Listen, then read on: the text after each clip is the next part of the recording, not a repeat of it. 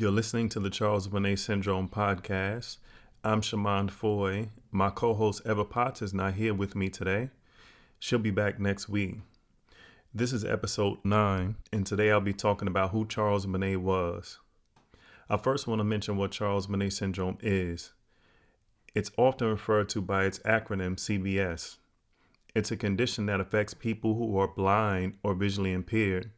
It causes them to have visual hallucinations, sometimes simple like colors or patterns, or sometimes elaborate in detail like animals or people. CBS hallucinations are not supposed to involve any other senses like hearing, touch, smell, or taste. It's said to affect up to 30% of people that have experienced severe vision loss, but some experts think that the number is much higher because people don't report what's happening to them for fear that they will be labeled mad or mentally unsound. Today I want to talk about the person who first identified and documented Charles Bonnet Syndrome, Charles Bonnet himself. Charles Bonnet was an 18th century Swiss naturalist, philosopher, and biologist. He was born in Geneva on March 13, 1720, to a wealthy family of French Huguenot origin. He became deaf at a young age. He studied law at the University of Geneva, but his passion was natural history and philosophy. He made significant contributions to various fields, including botany, entomology, and philosophy. His observations and writings covered a wide range of topics, from the reproductive habits of aphids to philosophical reflections on the nature of life. He discovered the phenomenon of parthenogenesis, or asexual reproduction in aphids, which he observed under a microscope.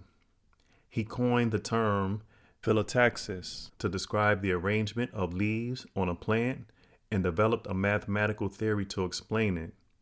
He was a prolific writer and published many books and essays on topics such as natural theory, psychology, metaphysics, and the origin of life. He was a member of several scientific societies, such as the Royal Society of London, the Berlin Academy of Sciences, and the Paris Academy of Sciences. Bonnet's grandfather's vision deteriorated because of cataracts, and he started having visual hallucinations.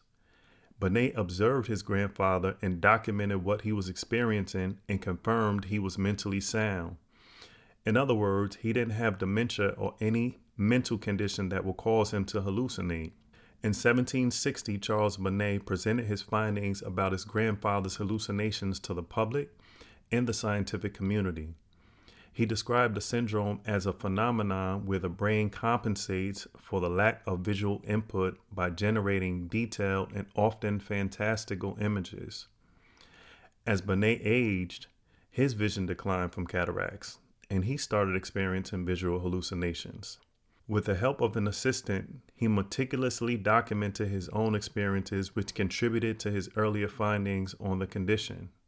He died in Genthod near Geneva on May 20th, 1793, at the age of 73.